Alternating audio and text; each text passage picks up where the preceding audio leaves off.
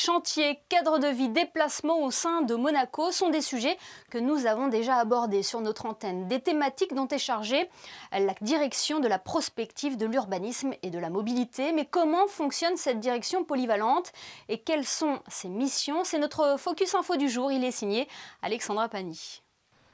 Réfléchir aux problématiques actuelles de la ville, mais également aux défis qui se poseront demain.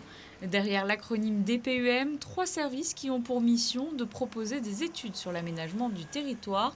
Les déplacements contribuent à définir un cadre à l'urbanisme et en contrôlent l'application. Dans les locaux situés dans le quartier de Fontvieille, une quarantaine de personnes évoluent sous la direction de Séverine Canis-Froidefond. Les postes habituels de l'administration côtoient ici des métiers beaucoup plus spécifiques à l'urbanisme, tels que les géomètres, les instructeurs de permis de construire, les programmistes ou encore les urbanistes. Ce qui est passionnant dans cette direction, c'est qu'on gère des temporalités différentes. Parce qu'on est à la fois sur du très court terme, de l'action, de l'opérationnel, et à la fois sur du long terme, de la réflexion, de l'anticipation. Alors sur du court terme, pour vous donner quelques exemples, la construction est un secteur très dynamique à Monaco, ça je ne vous l'apprends pas. Donc on instruit par exemple, là, sur 2020, on a instruit plus de 500 permis de construire. Et il faut savoir qu'un permis de construire, ça peut représenter le projet d'une vie pour la personne qui attend, qui a déposé son dossier. Donc il est très important qu'on puisse, nous, c'est un service, on est service public avant tout, et qu'on puisse essayer toujours de faire mieux par rapport au délai d'instruction, pour que la personne qui attend son autorisation de construire, c'est parfois un Graal en fait. Donc voilà, nous on essaye toujours d'avoir ce regard le plus bienveillant et le plus réactif possible. Donc on est parfois sur du très court terme, pareil pour le contrôle des chantiers. C'est de l'action, réaction, on est sur le terrain. Et on est aussi sur des temporalités totalement différentes. Les études prospectives, lorsqu'on projette le Monaco de demain, d'après-demain, on se projette à 5, 10, 15 ans, voire plus parfois.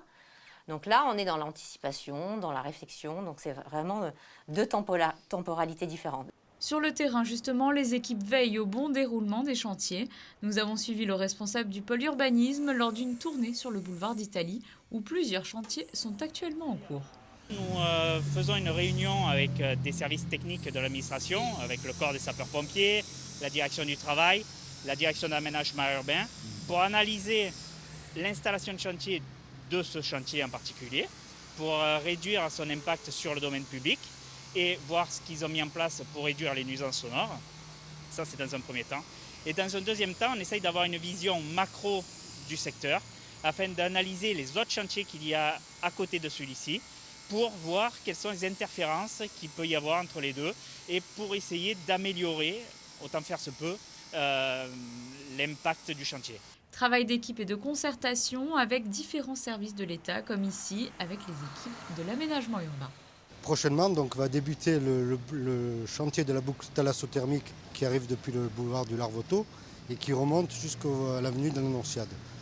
Et parallèlement, on aura le chantier Eden Azur qui va débuter, donc la maison qui est en face de nous. Et donc on a essayé de mutualiser les deux installations de chantier pour réduire l'impact au minimum pour les usagers. Notre objectif, c'est de concilier des impératifs qui peuvent être parfois un peu contradictoires, parce que Monaco a besoin de se développer.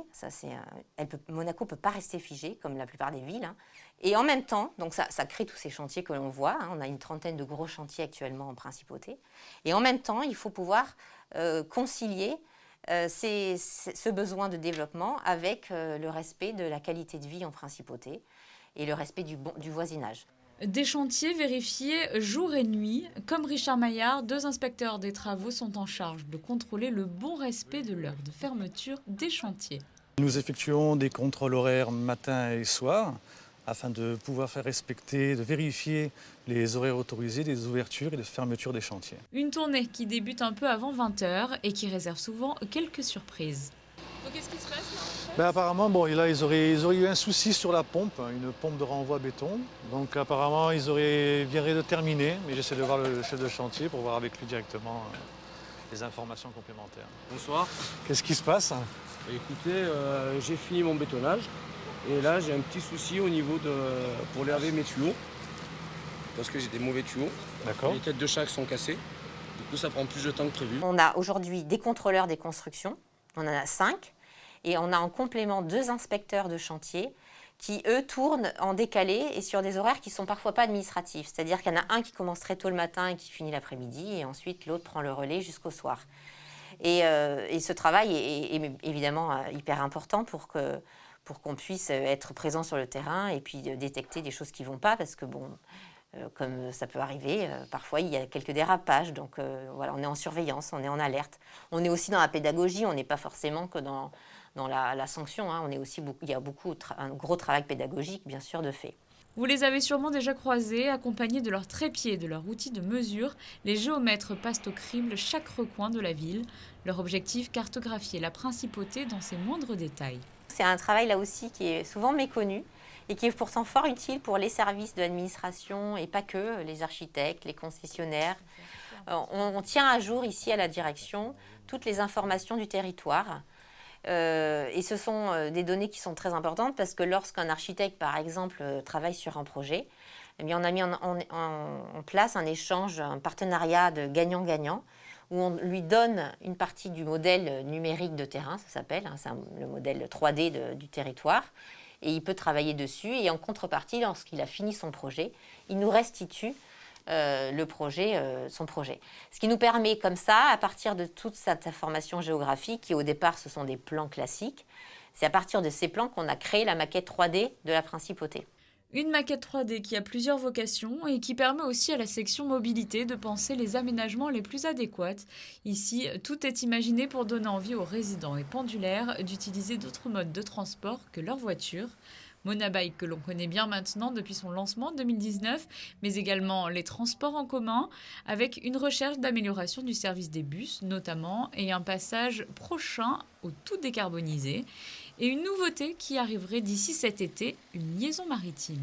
Avec la métropole de Nice et la Chambre de commerce de Nice, nous avons étudié depuis déjà 2-3 ans un projet de navette maritime qui est en voie de concrétisation, parce qu'il y a un appel d'offres qui a été lancé récemment et qui est donc en cours, avec donc les différents candidats intéressés pour exploiter cette navette maritime entre Nice. Donc elle sera entre le port de Nice et le port de Cap-d'Agde, qui est juste à côté de Monaco, donc il desservira, on va dire, facilement le quartier de Fontvieille, qui est le principal pôle d'emploi de la principauté.